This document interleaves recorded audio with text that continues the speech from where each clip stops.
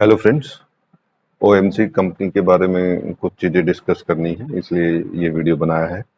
अब OMC company कौन सी है? ऑयल कंपनीज के बारे में मैं डिस्कस करूंगा। इसमें मेनली तीन कंपनियों के बारे में, जैसा स्क्रीन पे देख रहे हैं, मैं एचपीसीएल, बीपीसीएल और आईओसी के बारे में बात करना चाहता हूं। और अगर आपको चीज़ें सही लगें और अपने लेवल पे भी थोड़ी बहुत स्टडी करके, अपने फाइनेंशियल एडवाइजर से सलाह लेकर या अपनी सेल्फ स्टडी करके आप इनमें इन्वेस्ट कर सकते हैं। ये अच्छा मौका है।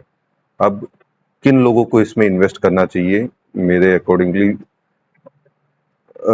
जिन लोगों को, मतलब कि कौन लोग इन्वेस्ट कर सकते हैं, कौन लोग इस साइकोलॉजी में फिट होते हैं, तो वो देख लेते हैं हम। तो इसमें जो लोग फिट होंगे वो एक बार चेक कर लेते हैं। अब इसमें हु विल इन्वेस्ट, मतलब कौन लोग इन्वेस्ट कर सकते हैं। अभी कई लोग सोच रहे हैं कि अब भाई ये ओएमसीज कंपनी में, ऑयल कंपनियों में हम इन्वेस्ट करें, तो उनकी साइकोलॉजी कैसी हो सकती है, कैसी रहनी चाहिए?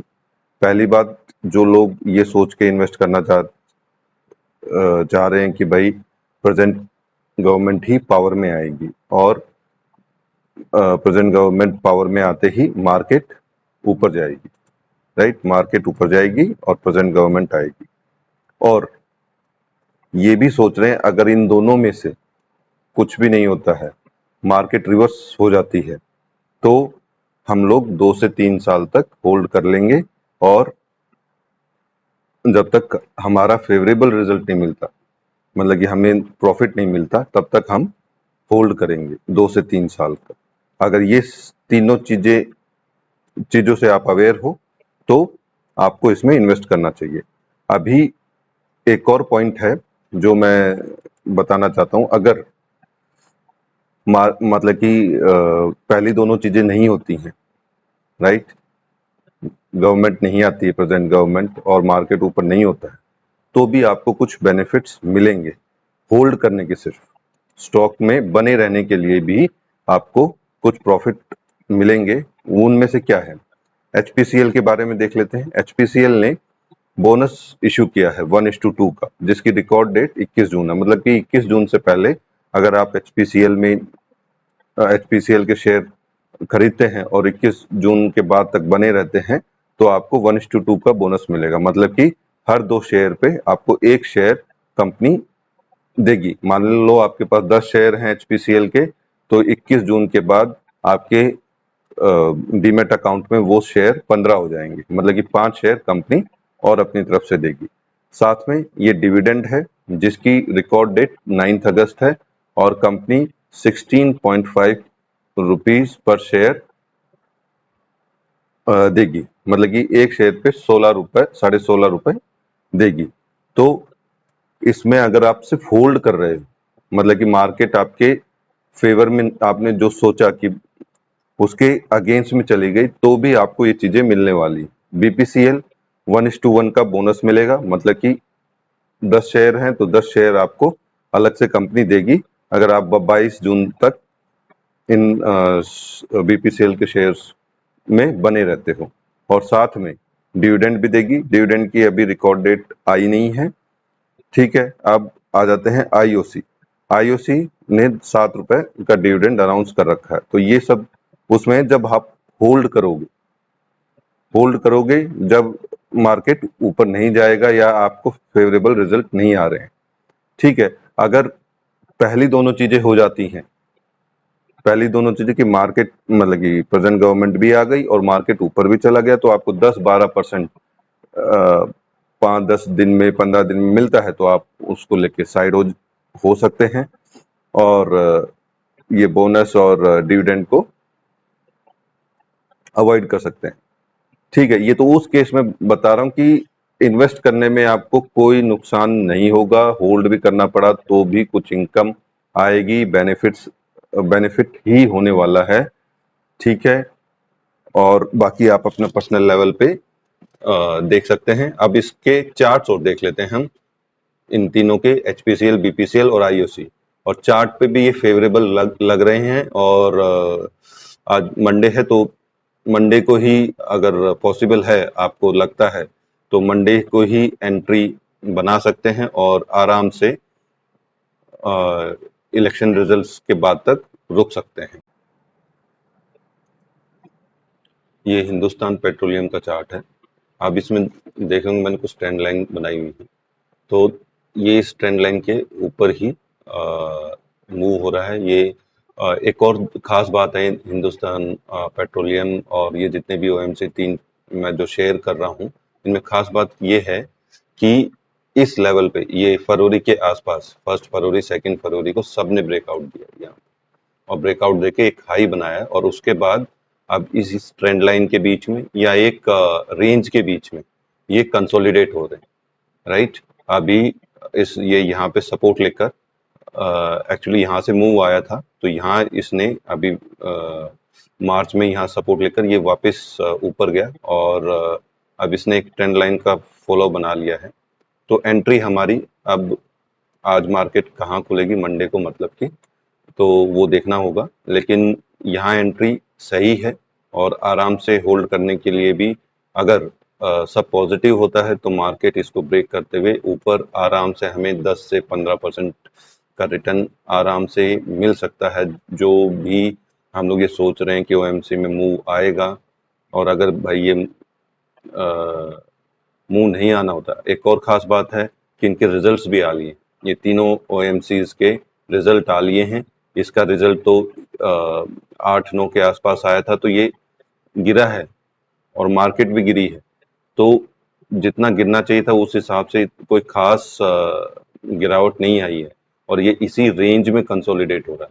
हमें वरिंग फैक्टर कब होगा, जब इस रेंज को तोड़कर ये 450 की भी रेंज तोड़ के नीचे आएगा, तब हमें थोड़ा सा रहेगा कि भाई हमें लंबा रुकना पड़ सकता है, होल्ड करना पड़ सकता है। लेकिन होल्ड करने में भी हमें क्या प्रॉफिट है वो मैंने आपको बता दिया।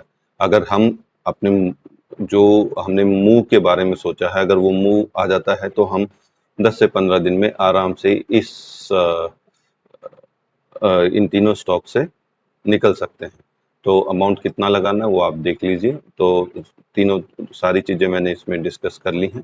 अभी ये चार्ट भी यही कह रहा है कि यहाँ से पॉसिबिलिटी है ऊपर जाने की, क्योंकि एक अप मूव आने के बाद ये लगभग 3 महीने एक कंसोलिडेशन मोड में एक रेंज में ऊपर गया, फिर नीचे आया, फिर अब ऊपर है। तो हो सकता है अभी ये वापस 1-2 दिन, जब तक मतलब कि 1-2 दिन क्या 10-15 दिन इसी रेंज के अंदर अटका रहे और थोड़ा बहुत ज़्यादा नेगेटिविटी आती है तो इस रेंज तक भी आ सकता है।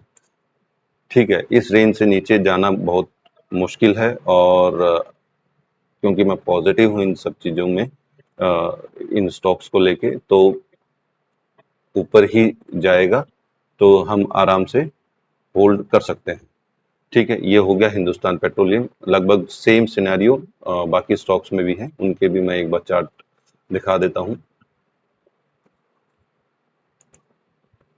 अभी ये हमारा चार्ट है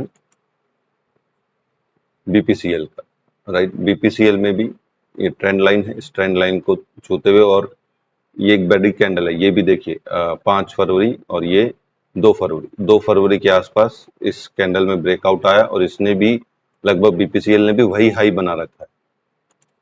इसने भी यहाँ एक अपना हाई बनाया है, राइट, और उसके बाद ये नीचे आया है और क्योंकि यहाँ के बाद एक बड़ी कैंडल, तो ये सपोर्ट का काम करता है, तो यहाँ से ये वापस ऊपर गया और इसी रेंज के आसपास रहा है। फिर अप साइड में इसने ये बनाया, तो एक ट्रेंड लाइन हमारी बन गई है। अब हो सकता है इस ट्रेंड लाइन के बीच में ये अपना मूव करे और ये भी हो सकता है ये थोड़ा नीचे आके इस ट्रेंड लाइन को फॉलो ना करे और इस सपोर्ट तक ये आ सकता है। अगर थोड़ी नेगेटिविटी अभी और रहती है इलेक्शन से पहले, तो ये यहाँ तक भी इसका भी सपोर्ट ले सकता है। ठीक है, इससे नीचे मैं नहीं देख रहा। यहाँ आएगा तो थोड़ा सा हो सकता है कि सोचना पड़े, लेकिन इससे नीचे नहीं आना चाहिए और इसका भी रिजल्ट आ चुका है और कोई खास फर्क नहीं है, सब पॉजिटिव चीजें दिख रही हैं चार्ट में भी। जो भी थोड़ा बहुत लॉस आया है इन सब कंपनियों, तीनों कंपनियों में अपना प्रॉफिट लॉस नहीं, मैं कहूँगा प्रॉफिट कम हुआ, राइट। पिछले ईयर ऑन मतलब पिछले मार्च के क्वार्टर से कंपेयर करें तो प्रॉफिट कम हुआ, लेकिन तब भी चार्ट दिखा रहा है कि पॉजिटिव है और कुछ होने वाला है, ठीक। और नहीं हुआ तो वो मैं आपको ऑलरेडी बता चुका हूँ, तो भी डरने की बात नहीं है, तब भी पैसा आएगा, ठीक। अब एक बार आईओसीओ देख लेते हैं।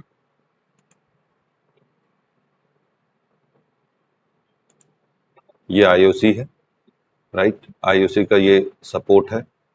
अब इसमें रेंज बड़ी है, तो अभी आईओसी का तो लगभग 30 तारीख के आसपास रिजल्ट आया था, और ये देखिए ये डाउनफॉल में है, लेकिन इस रेंज को जहां से इन्होंने, और ये भी देखिए 2 फरवरी को इनमें एक अच्छा खासा सारे ओएमसीज में ब्रेकआउट आया, उसके बाद ये सब एक हाई बनाकर अपने कंसोलिडेशन मोड में चले गए हैं,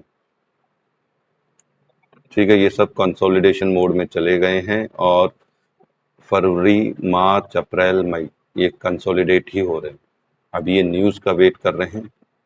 एक न्यूज़ जो रिजल्ट के रूप में आनी थी, वो जो रेंज इन्होंने पहले बनाई है उस रेंज को इन्होंने नहीं तोड़ा, राइट। ये क्या और तो नेगेटिव न्यूज़ में ज़्यादा नीचे की तरफ मूव करना नहीं चाह रहे हैं, कोई पॉजिटिव न्यूज़ का इंतज़ार है जिससे ये ऊपर की तरफ मूव कर सकें, और गवर्नमेंट में कुछ काफ़ी हेरबदल हो जाता है तो ही ये चार्ट मतलब कि इसको ब्रेकआउट देगा और नीचे आएगा, उसमें तो मार्केट भी वैसे ही रिस्पॉन्स करेगी। तो ये तीनों चार्ट मैंने शेयर कर लिए हैं, आईओसी, बीपीसीएल और एचपीसीएल का, और आप अपने लेवल पे थोड़ा इनका स्टडी करके देख सकते हैं कि कितना इन्वेस्ट करना है और क्या सीन रहेगा।